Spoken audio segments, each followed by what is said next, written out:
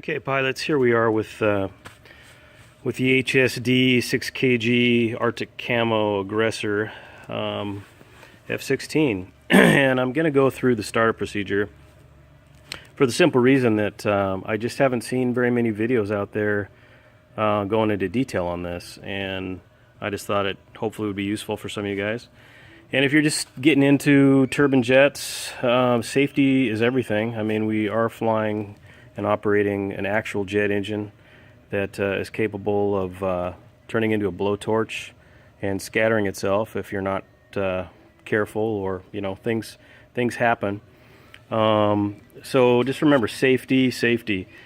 When you get the KingTech or whatever turbine you decide to purchase, familiarize yourself with all the parts, all of the actual engine's parts and the electrical parts, the electronic parts, the ECU, the ground station unit, what batteries to run properly, its fuel pump, all the necessary hardware, so that you just have a real good understanding of what's going on, how it works, and if there's a problem, to figure out a way to troubleshoot it and move forward safely.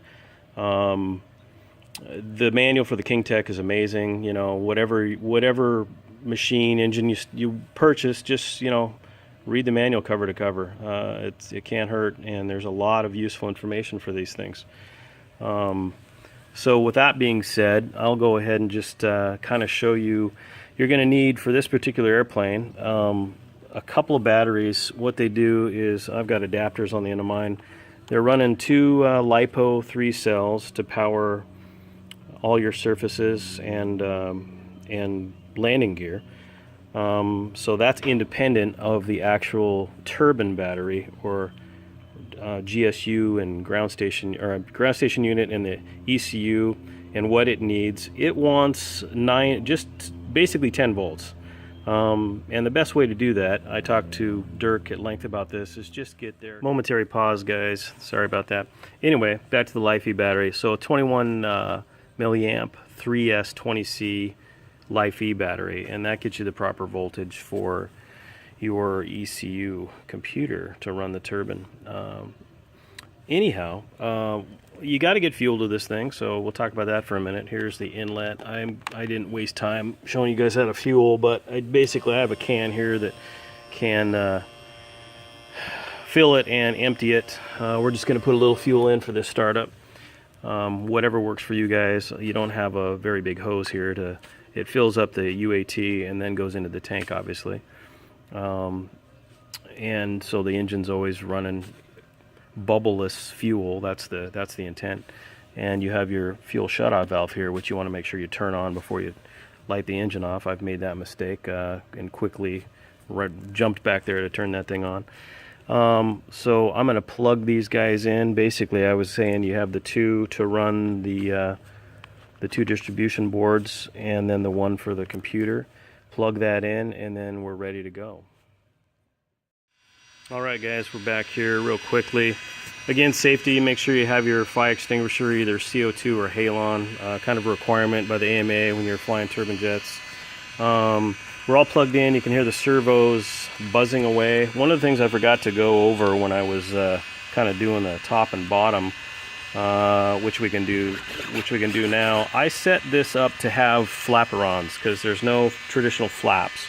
So on a switch, I can slow the airplane down a little bit. I did find that full flaps was a bit much. It tended to make the airplane a little mad at me. So I took off and landed with half flaps, or takeoff flaps. But that being said, you can adjust those to your flying preference and style.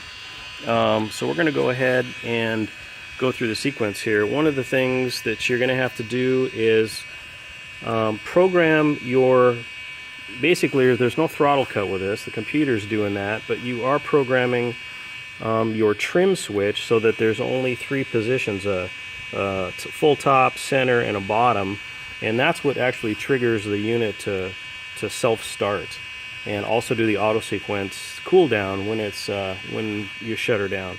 It'll do an auto cool down after to get the C down to a comfortable heat for the engine. So we can take a look at the GSU here.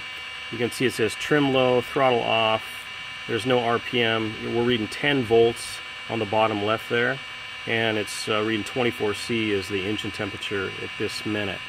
So that all being said, I'll see if I can position this a little better.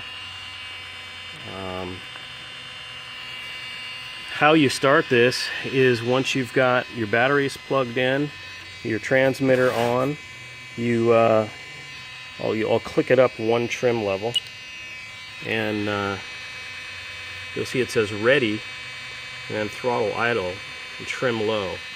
So what you want to do, there's two ways. You can either actuate the throttle all the way up and then partially back, or if you kick it up one more notch, it'll just say ready, and then you simply all the way up, all the way back, and it'll go through the sequence. It's going to get loud. I'll try to talk while we're going through this, but I may do some pointing so you guys can see what I'm talking about when it comes to the GSU. Here we go. So up and back down. It's doing the sequence. It says burner on. You'll see RPM. So the starter is trying to spin her up. Start on, ignition.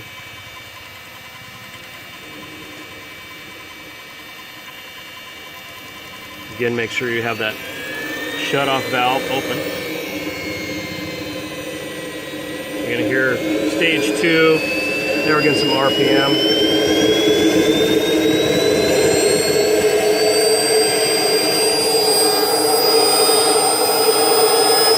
Still not effectively running yet. As soon as it gets to 55,000, that's idle.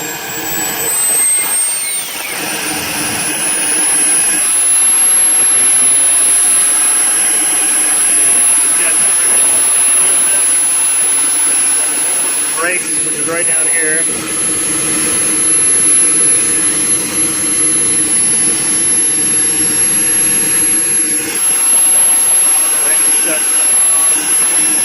So there you go. Now we've got a running temperature of about 456 C and 55,500 RPM.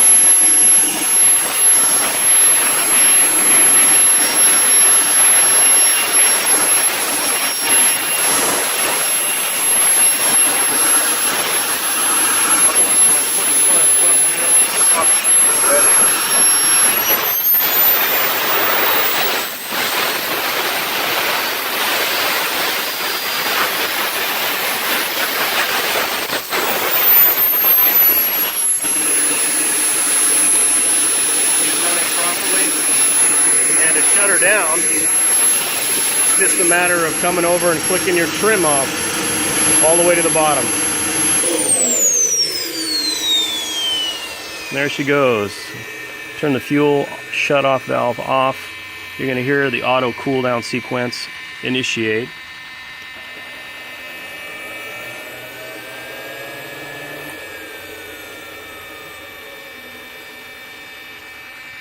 And you come over here to the ground station unit, and you can watch what's happening with the temperature right here and the RPM of the starter and what it's trying to do. It's already cooled it down quite a bit, almost 200 C, and I think it gets down to just under 100 and then shuts itself off. But that should give you a better understanding of how the starter procedure works. Again, I hope this is helpful. I couldn't find much, so that's why I'm going to the trouble of doing this for you guys. Yeah, and then when I'm done, what I do is I suck the fuel out of it with the can and, you know, clean her up, put her away, and it's ready to go. But we'll get to the flight videos and a recap, and I hope this helps, and we'll catch you later.